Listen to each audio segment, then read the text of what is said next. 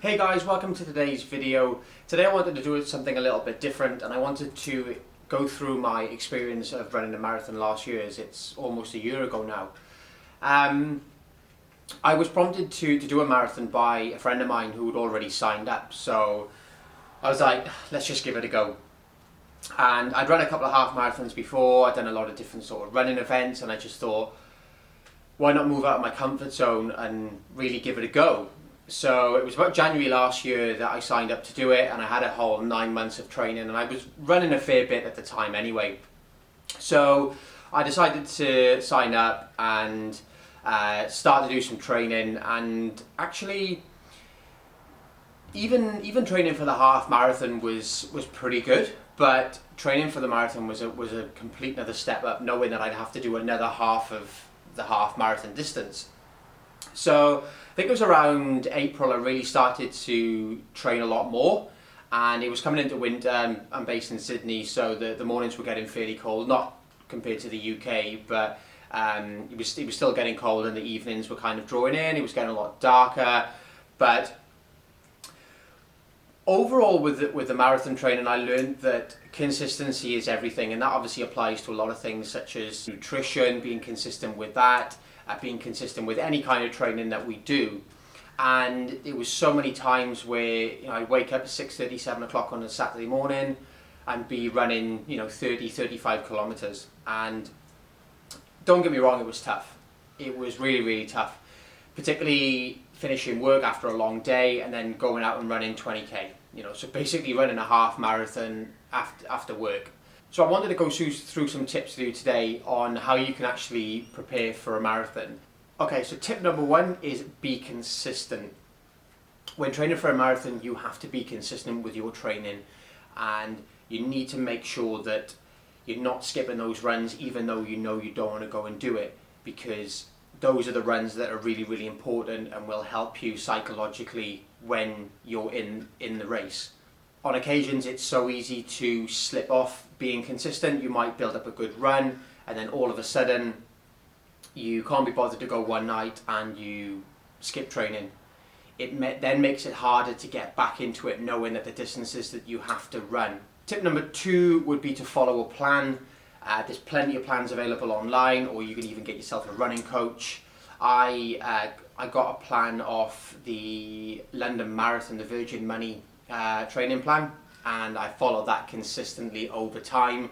Don't get me wrong, there was loads of times that I didn't want to go running, particularly when it was dark, cold, sometimes even wet, but be consistent and follow that plan all the way through to the end. Tip number three is rest. You need to make sure that you're giving your body adequate rest. If you're going out on a Saturday morning like I was, running 25, 30, 35 kilometers, you need to make sure that you're giving your body adequate rest and your nutrition is on point as well, because obviously during running your body burns a lot of calories, and you could probably find yourself losing a lot of water.